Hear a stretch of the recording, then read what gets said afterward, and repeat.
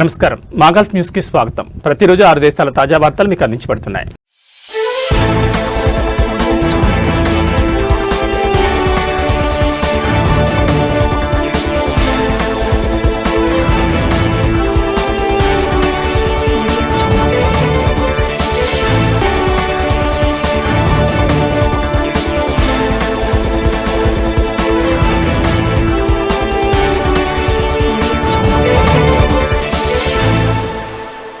Saudi Arabia వ్యాప్తంగా రమదాన్ 3వ వారంలో ట్రాన్స్పోర్ట్ జనరల్ అథారిటీ 1,19,819 తనిఖీలు నిర్వహించింది. 23,399 ఉల్లంఘనలు గుర్తించి 1,199 వాహనాలు జప్తు చేసింది.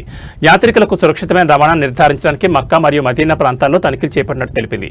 మక్కా ప్రాంతంలో 66,166 తనిఖీలు నిర్వహించి 13,993 ఉల్లంఘనలు నమోదు చేసి 694 వాహనాలు స్వాధీనం చేసుకున్నట్లు పేర్కొంది.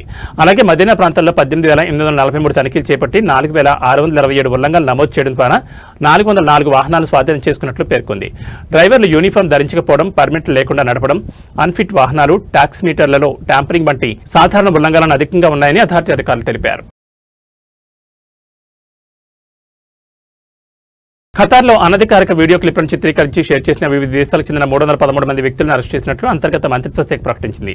జనరల్ డైరెక్టరేట్ ఆఫ్ క్రిమినల్ ఇన్వెస్టిగేషన్లోని ఆర్థిక మరియు సైబర్ నేరాల నివారణ విభాగం అధికారిక ఆదేశాలను వీరు ఉల్లంఘించారని పేర్కొంది. సోషల్ మీడియాలో తప్పుదారి పట్టించేలా కంటెంట్ పుకార్లను వ్యాప్తి చేస్తున్నారని పేర్కొంది. ఖతార్లో ప్రస్తుతం నెలకొన్న పరిస్థితికి సంబంధించిన వీడియో క్లిప్లను చిత్రీకరించడం, ప్రచురించడం లేదా పుకార్లను వ్యాప్తి చేయడం నేరమని అంతర్గత మంత్రిత్వ శాఖ గుర్తు చేసింది. అటువంటి ఉల్లంఘనలకు పాల్పడినట్లు తేలితే వారిపై చట్టపరమైన చర్యలు తీసుకుంటామని హెచ్చరించింది.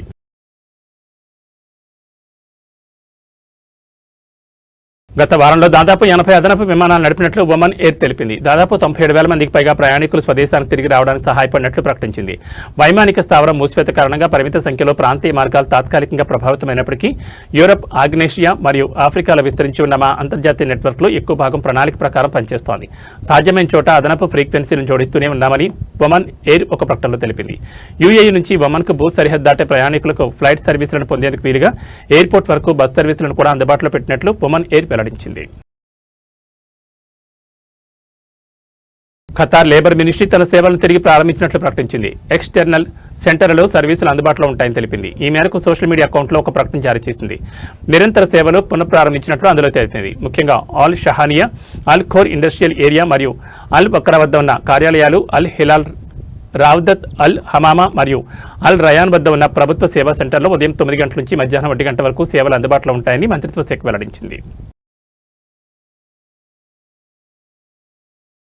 మిడిల్ ఈస్ట్ యుద్ధం నేపథ్యంలో ఫ్లైట్ సర్వీసులు రద్దు కావడంతో విదేశాల్లో చిక్కుకుపోయిన ప్రభుత్వ ఉద్యోగులకు కువైట్ గవర్నమెంట్ గుడ్ న్యూస్ చెప్పింది. సదరు ఉద్యోగులు తిరిగి వచ్చే వరకు ఆ కాలాన్ని సర్వీస్ పీరియడ్ గానే లెక్కించనున్నట్లు కువైట్ సివిల్ సర్వీస్ బ్యూరో వెల్లడించింది.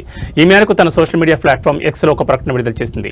ప్రస్తుతం కొనసాగుతున్న ప్రాంతీయ పరిణామాల కారణంగా కువైట్కు తిరిగి రాలేని ఉద్యోగులకు ఈ నిర్ణయం మేలు చేస్తుందని తెలిపింది. ప్రభుత్వ మంత్రిత్వ శాఖలు, ఏజెన్సీలు మరియు ప్రభుత్వ సంస్థలకు ఈ ఉత్తర్వులు వర్తిస్తాయని సిఎస్పీ స్పష్టం చేసింది. వైమానిక స్థావరాన్ని తిరిగి తెరిచిన తర్వాత లేదా అందుబాటులో ఉన్న ఏదైనా ఇతర మార్గాల ద్వారా దేశానికి తిరిగి వచ్చే వరకు అధికారిక సేవాకాలంగా పరిగణించబడుతుందని తెలిపింది.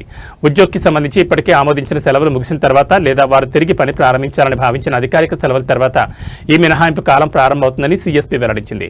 అయితే ఉద్యోగులు కువైట్ వెలుపల ఉన్నట్లు నిర్ధారించే రుజువును కూడా సమర్పించాల్సి ఉంటుందని కువైట్ సివిల్ సర్వీస్ బ్యూరో పేర్కొంది. యూఏఈ అధ్యక్షుడు మరియు సాయుధ దళాల supreme commander Sheikh Mohammed bin Zayed Al Nahyan రక్షణ మంత్రిత్వ శాఖను సందర్శించారు. ఇటీవలి ప్రాంతీయ పరిణామాలు, రక్షణ మరియు సైనిక వ్యవహారాలకు సంబంధించిన తాజా పరిస్థితులను సమీక్షించడానికి ఆయన ఈ సందర్శన చేపట్టారు. ఈ సందర్భంగా యూఏఈ సాయుధ దళాల సిద్ధత, సామర్థ్యాలు మరియు ప్రాంతంలో కొనసాగుతున్న సైనిక ఉద్రిక్తతల నేపథ్యంలో ఎదురయ్యే సవాళ్లను ఎదుర్కొనే చర్యలపై ఆయనకు ఉన్నతాధికారులు వివరించారు. అలాగే ప్రాంతీయ భద్రత మరియు స్థిరత్వంపై ప్రభావం చూపుతున్న పరిస్థితులపై కూడా సమగ్రంగా చర్చించారు.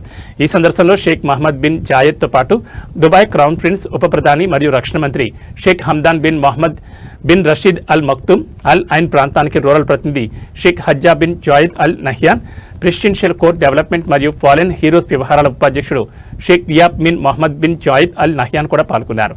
అదనంగా రక్షణ వ్యవహారాల రాష్ట్ర మంత్రి మొహమ్మద్ ముబారక్ ఫాదెల్ అల్ ముజ్రాయ్, రక్షణ మంత్రిత్వ శాఖ under secretary lieutenant general Ibrahim Nader Al Alawi, UAE అధ్యక్షుడికి మిలిటరీ వ్యవహారాల సలహాదారు Hamad Mohammed Thani Al Rumaithi, executive affairs authority chairman Khaldoon Khalifa Al Mubarak, strategic research మరియు అడ్వాన్స్డ్ టెక్నాలజీ వ్యవహారాల సలహాదారు ఫైజల్ అబ్దుల్ అజీజ్ మహమ్మద్ అల్ బన్నాయితో పాటు రక్షణ మంత్రిత్వ శాఖకు చెందిన పలువురు సీనియర్ అధికారులు హాజరయ్యారు.